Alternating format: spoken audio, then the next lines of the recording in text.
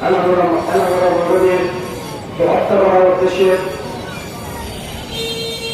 যে ঘটনা ঘটেছিল সেদিন নবীকে বাঁচানোর জন্য যা শরীর সামনে এগিয়ে দিয়েছিল সেই হল শুভ। এই শুভকে হত্যা করা হয়েছে পরিকল্পিত ভাবে। হত্যার উদ্দেশ্য ছিল রবিকে হত্যা করা, আদর্শকে লয়দপরিত করে সেই রবিকে হত্যা করার উদ্দেশ্যে সেদিন ছিল তাদের পরিকল্পিত। শুভ একটি ভালো ছেলে, যে ছেলেটি ছিল এলাকার একটি সকলের কাছে প্রিয় মানুষ। শুভকে কেন হত্যা করা হলো? ক্ষমতা অর্থনীতির জন্য হত্যা করা হলো। এই ক্ষমতা অর্থনীতি কারা? কিছু ব্যক্তি নির্দেশ, সেই ব্যক্তি নির্দেশগুলি প্রশ্রয় দিয়ে যাচ্ছে কিছু অসৎ ব্যক্তিদেরকে, হত্যাকারীকে। তারা সাহস পাচ্ছে, ক্ষমতা পাচ্ছে, সেই ক্ষমতার ফলে একটি প্রভাবশালী ব্যক্তির সাথে ছবি তুলে যোগাযোগ মাধ্যমে থাকতে হয়, সে প্রশ্রয় পাচ্ছে। সেই ক্ষমতা ব্যক্তি একজন সংসদ সদস্য, আইন প্রণেতা। আপনি যদি আইনকে আপনার হাতে তুলে দেন, কিসের আইনের প্রণেতা হবেন?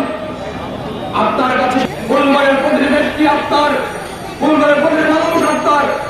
আর যদি আপনি হত্যার সাথে জড়িত থাকেন, আপনি যদি হত্যাকারীকে প্রশ্রয় দেন, তাহলে সাধারণ মানুষ আপনার কাছে কি আশা করতে পারে? আমি পরাজয়কে বলবো, এই হত্যার সাথে যারা জড়িত, এই হত্যার সাথে যারা প্রশ্রয় দিয়েছে, সকলকে হত্যাকারী বিচারের ব্যবস্থা অতিরিক্তভাবে যেন এই মামলা সুবর পরিবারের সাথে একাত্ম ঘোষণা করে আমরা আবার রাখবো। এই হত্যার বিচার শেষ করা পর্যন্ত আমরা রাজপথ রাখবো। এই কথা নাম সুবর পরিবারকে তার বিচার করবো। হত্যার বিচার করা পর্যন্ত আমরা আছি আপনাদের পাশে। সবাইকে ধন্যবাদ। জয় বাংলা, জয় বঙ্গবন্ধু, জয় ভূল। তার ছোট ভাই শুভ নিজের জীবন দিয়ে তাকে রক্ষা করে দেখিয়ে গেছে ভাইয়ের প্রতি ভাইয়ের ভালোবাসা। আজকে আমি এখানে শুভ অত্যন্ত মেধাবী একজন মেধাবী একজন ছেলে ছিল, গল্পের ভদ্র।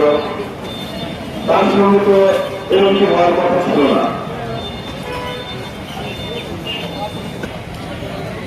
আমি শুধু এটুকু বলতে চাই,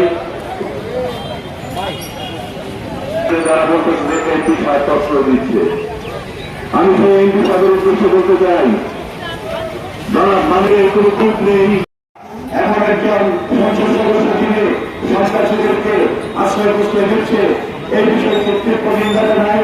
এবং আমি এলাকার ছেলে হিসেবে শুভ হত্যার বিচার চাই, শুভ হত্যাকারীদের ফাঁসি চাই। এই বলে আমি আমার কথা শেষ করছি। জয় বাংলা, জয় বঙ্গবন্ধু।